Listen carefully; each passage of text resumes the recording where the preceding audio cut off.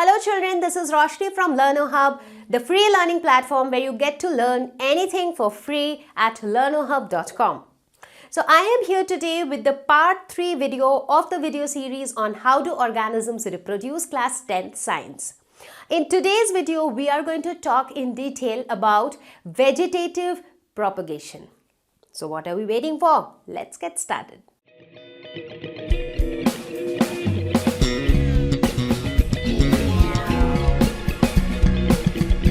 So let us now look at the last type of asexual reproduction, that is vegetative propagation. The word vegetative, it is related to the word vegetable. So that means it looks like that vegetative propagation is something which is common in plants. Right? So let us see what it is. It is a mode of asexual reproduction in plants. In fact, we can say that it is the simplest mode of reproduction in plants, because in plants, sexual reproduction is also seen, and sexual reproduction in plants is little complex. It is not that simple, right? So here, plant parts gets detached from the parent and form a new plant. So a plant has many parts, right? It has the root, it has stems, it has leaves. So some part of the plant gets detached from the parent plant, and that part itself forms a new plant. That is what happens in vegetative propagation. So here the new plant which is formed is genetically identical to the parent plant. So this is asexual mode because only one plant is needed to produce a new plant. You do not need two different sexes as male and female, right? So now this vegetative propagation can happen from many plant parts. It can happen with the help of plant roots, it can happen with the help of shoots, it can also happen with the help of leaves, right? Now, broadly, this vegetative propagation is again of two types. One is natural vegetative propagation and the other one is artificial vegetative propagation. Natural vegetative propagation means something which happens naturally, which happens on its own in nature. So this the natural vegetative propagation can happen with plant roots, stems or leaves. So these are the plant parts which gets detached from the parent plant and form a new plant altogether.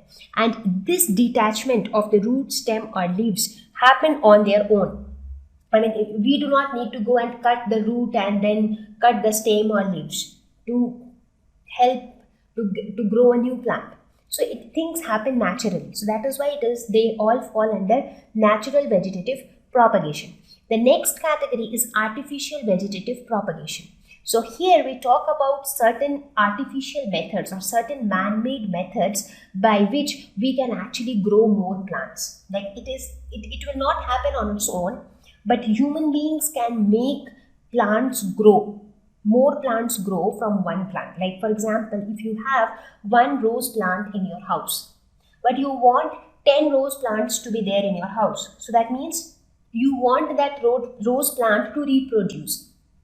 So now you want it. So what do? You artificially grow 10 more rose plants. So how do you grow? That is called artificial vegetative propagation. So there are certain methods with the help of which we can grow plants. So plants can be grown. There are some specific methods. So the methods which we will discuss under artificial vegetative propagation are cutting, layering and grafting. These are the three important methods of doing vegetative propagation artificially. So these are some of the topics which we are going to discuss in detail now. So we will start with natural vegetative propagation. So first we will talk about vegetative propagation by roots. So how new plants arise from the roots of plant. Now this doesn't happen in all plants. Like each type of method or each type of mode of asexual reproduction is seen in some specific types of plants. So this vegetative propagation by roots is also seen in certain plants where buds develop in thick fleshy roots which later when put into soil develop into new plants. So there are certain plants which have thick fleshy roots. So this is a very important characteristic. So thick and fleshy roots. Why are those roots thick and fleshy? Because they store a lot of food materials. So because of the storage of these food materials, the roots become thick and fleshy. So now on these thick and fleshy roots, buds developed. So small plantlets start developing. Now since they already have a lot of food resource, so these buds start developing, and when these buds are put into soil separately, they grow into a new plant. So let us look at some of the examples. So the plants where we see these kind of propagation is guava, sweet potato, dahlia. These are some of the, dahlia is a flower plant. So these are some of the plants where we see these kind of asexual reproduction. So here how the roots look like. So if you look at the roots of the sweet potato, here you can see. So now if you look at the roots of sweet potato, what do you see? They are quite thick and fleshy. So when these are put into the soil, we see that new plants are formed. Similarly, the roots of dahlia, this is how it looks like. So now these kind of roots are often also known as tuberous roots. These roots of sweet potato are also called tuberous roots. Now these roots of dahlia, they are also swollen. So these swollen roots can be used for sowing the next season, and that is how it is used for propagating, right? Because they are swollen and thick, and on this you can see small buds arising. So from those buds only new plant will be formed. So similarly, this kind of propagation can also happen by stems. Now there are some modified stems which are given a new name called runners. Why are they called runners? Quite interesting. Now once I discuss about them, you will get to know why are they called runners. There are certain stems that grow horizontally above the ground. Horizontally but above the ground. So now normally when I talk of stem, what comes to your mind? Stem is going to be something which grows vertically. Roots are something which grows downwards. Right? This is the picture which comes to our mind when we talk of stems. But there are some kinds of stems which grow horizontally above the ground. That means they grow along this direction above the ground. And that is why they are called runners. Like somebody who runs, they run horizontally above the ground. So similarly, these plants also grow horizontally above the ground. That is why these stems are called runners. So let us look at some examples. Examples are grass and strawberry. So if you look at grass, so here you can see, do you notice something? That this stem, this is also a stem, this green colored structure. So it is actually running horizontally, and that is why these are known as runners. Now they have nodes at certain points. So these points are the nodes, and at these nodes buds are formed, and these buds give rise to new plants. So here also you can see the same thing. So this is a node where buds are formed and they gave rise to new plant. This is a node which gave rise to a new plant. This is a node which gave rise to a new plant. So these runners are those stems which will run in the horizontal direction but above the ground, and at certain points which are called nodes where they come in contact with the soil, there they will give rise to buds, and these buds will then grow into new plants. Similarly, we have similar kind of stems in grasses. These are known as runners. The similar type of stems are seen in plants of strawberry as well. But here if you see, it is little different. So in strawberry also, if you see, this is the stem. It runs above the ground but in the horizontal direction. And again it comes to this node. So here again a bud is formed and it gives rise to a new plant. Similarly again this stem will again go like this. Again at the node buds will be seen and a new plant will be formed.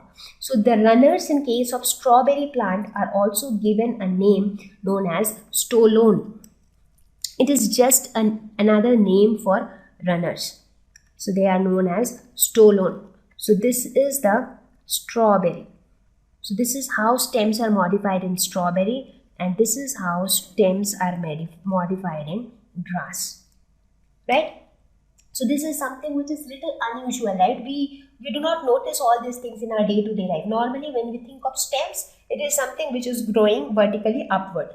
So we also have these kind of stems, and these kind of stems actually give rise to more plants. So now here you see, we do not force this stem to grow in this fashion. This is how it grows naturally, and that is why we say that this is natural vegetative propagation. That means the plant by itself, its stem grows in such a way that it gives rise to new plants in due course of time. Now, if the stem keeps on growing in this fashion, just imagine how many new plants will be coming up in the next couple of years, right? Similarly, in case of this grass also, since the stem itself is growing like this, so it is very obvious that new plants will keep coming with passage of time.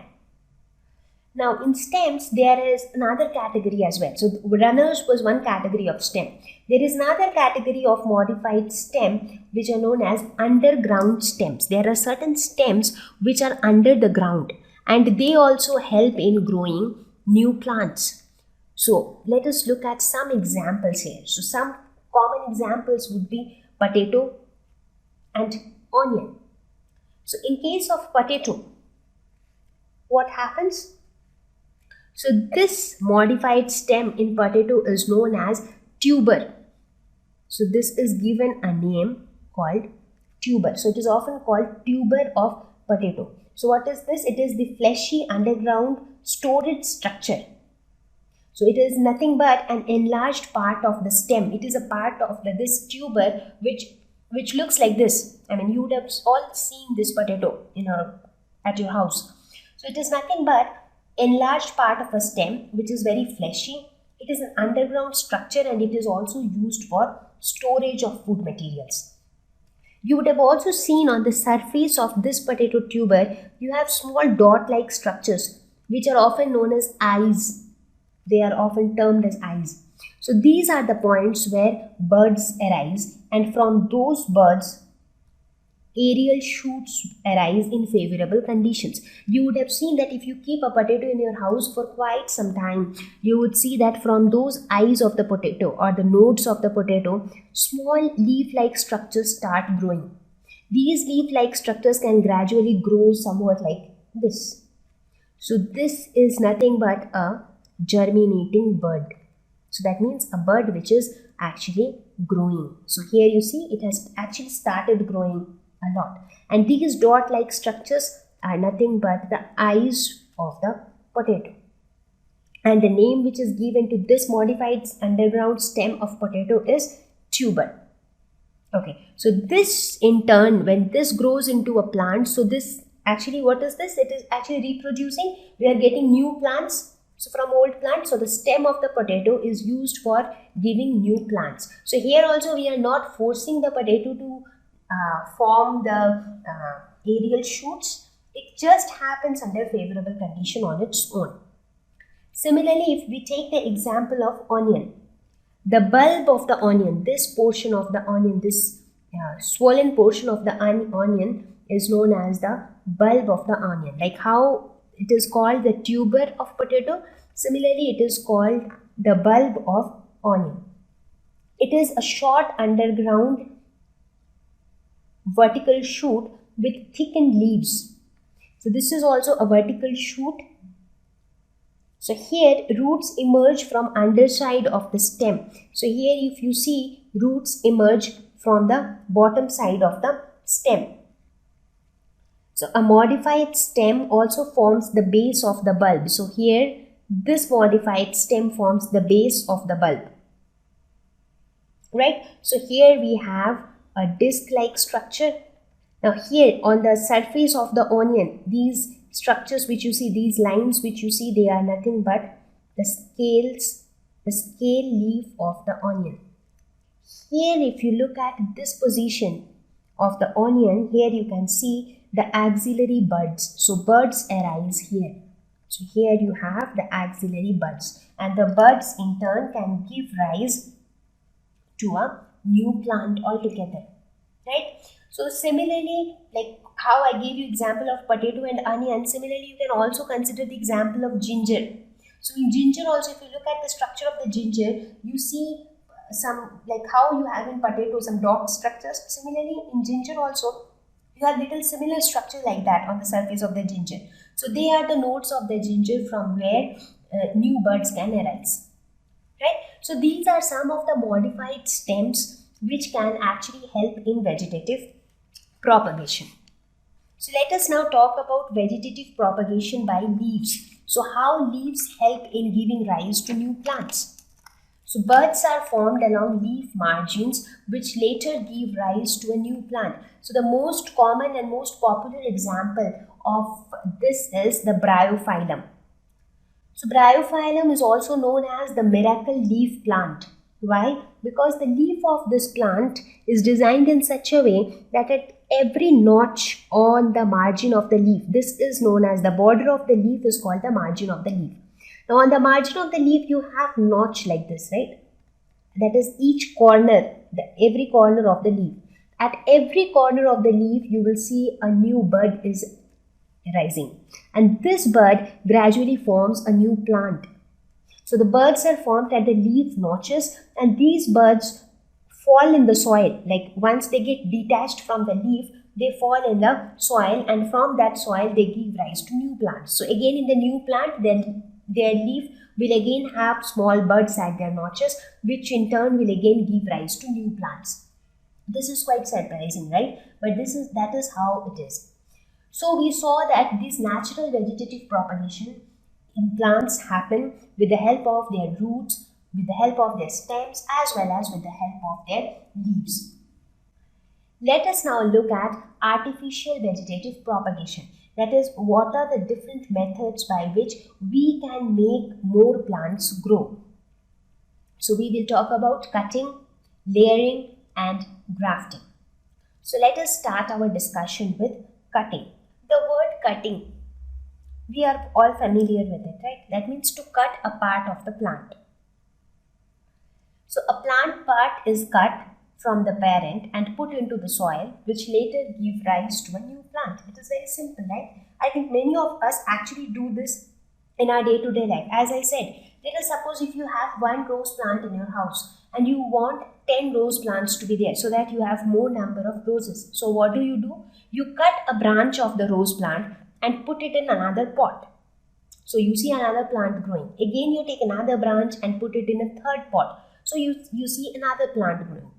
So stem cutting is common for plants like rose and sugarcane. So for rose plants you can just cut a branch or a stem and put it in soil. So you will get a new plant.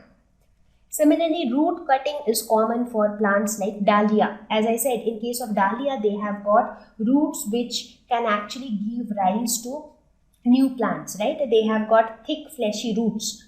So in case of dahlia, we cut a root and put it in a pot. So in that case, these roots of dahlia can give rise to a new plant. So stem cutting and root cutting are common ways of artificial vegetative propagation. So here you can see that the reproduction is not happening on its own. The plants are not making new plants on their own. Human beings are forcing them to do so. We are cutting a branch, or we are cutting the root of the plant and then putting them in soil, and that is why new plants are coming up. So these are artificial vegetative propagation. The next one is layering. So what is layering?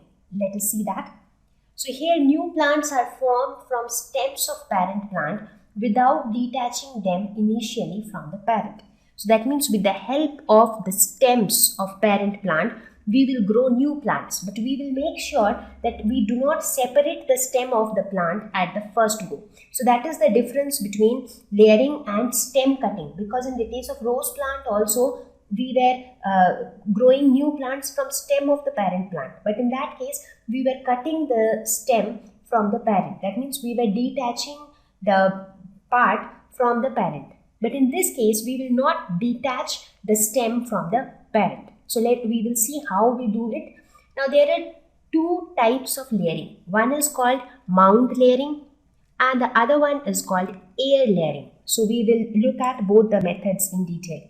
So a variety of plants can be grown by this method. For example, strawberry, guava, lemon, China rose. In fact, there are many varieties of plants which can be grown by this method of layering. Actually, these artificial vegetative propagation methods are extremely useful in our day-to-day life, because when we want to increase the number of plants, when we want to increase the production of fruits and vegetables, we actually start growing more and more plants by this method. So let us talk about mound layering. So what do we actually do here is, we pull a branch of the plant, that means the parent plant. So here, this is the parent plant.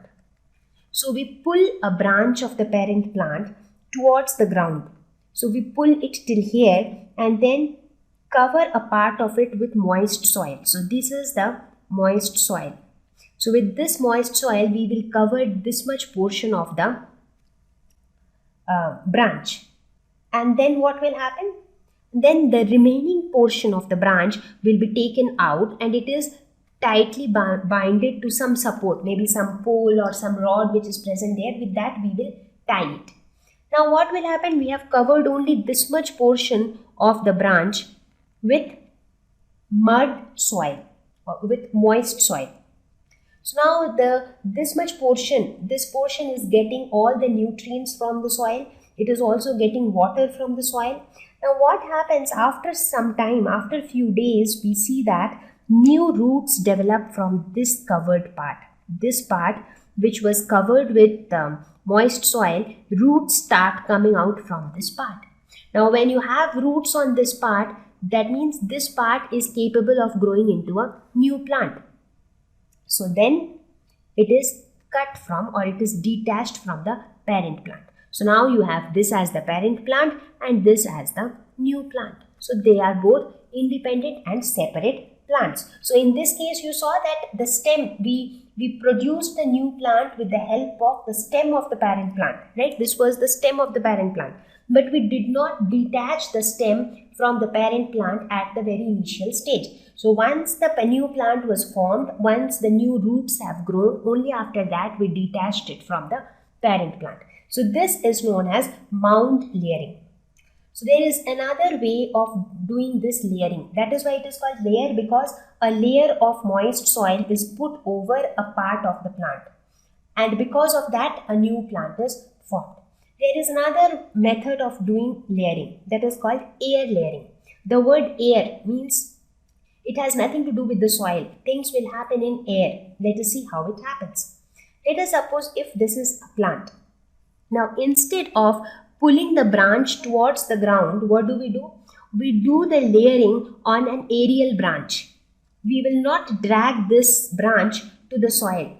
Instead of that, what we will take some moist mud or some moist soil and we will put it over this much portion of the branch, and then we will cover it with some plastic, right? So you take some moist mud, you put that moist mud over some portion of the branch and then you tie it with a plastic. Why do you tie it with a plastic? So that moist mud remains in touch with that much portion of the branch. So this aerial branch is scraped and covered with moist mud. You cover it once again with the plastic. After some time, what do you see?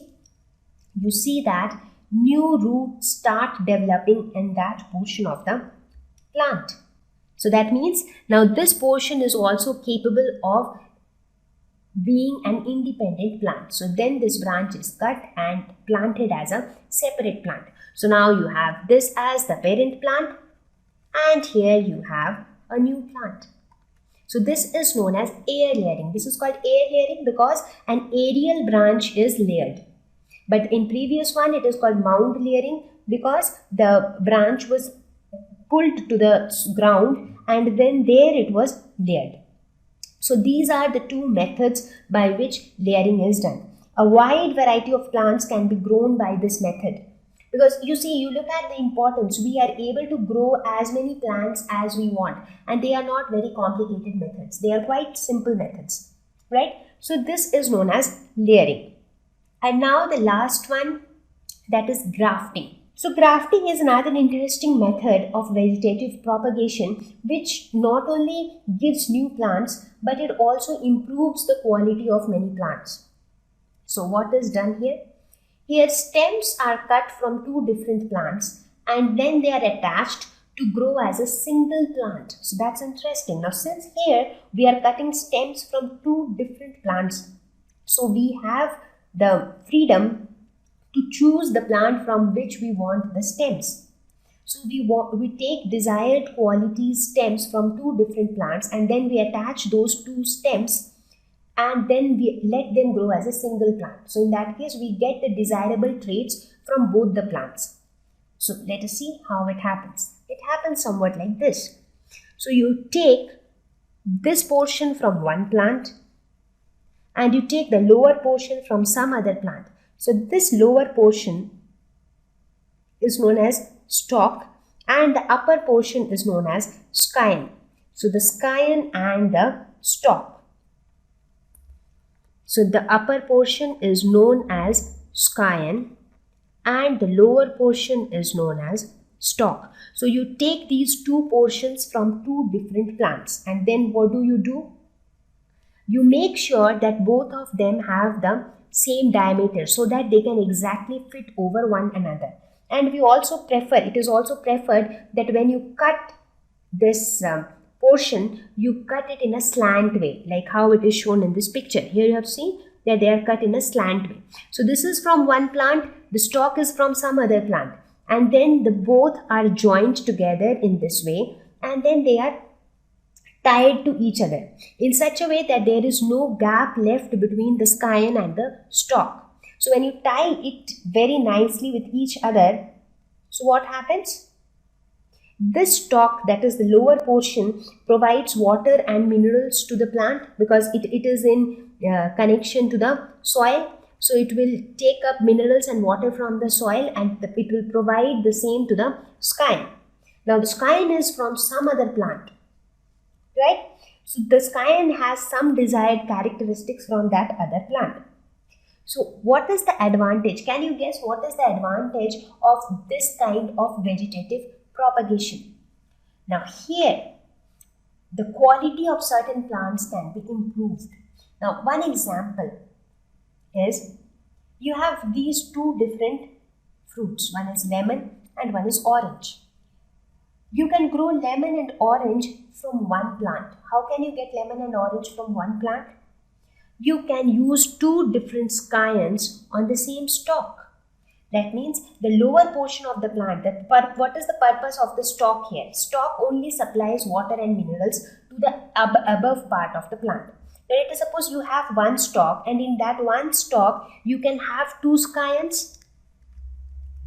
For example, somewhat like this, let us suppose if this is one stalk, and on that one stalk you can have two scions. This stalk will only provide water and minerals. Now you take this scion from a lemon plant, you take this scion from an orange plant, and then you graft them. You tie it here, you tie it here. So when you graft them, so now you have just one plant, and in this one plant you will get lemons from this side and you will get oranges from this side. So the same plant can be used to get two or more types of products, right? So that is a very important advantage of this method of grafting.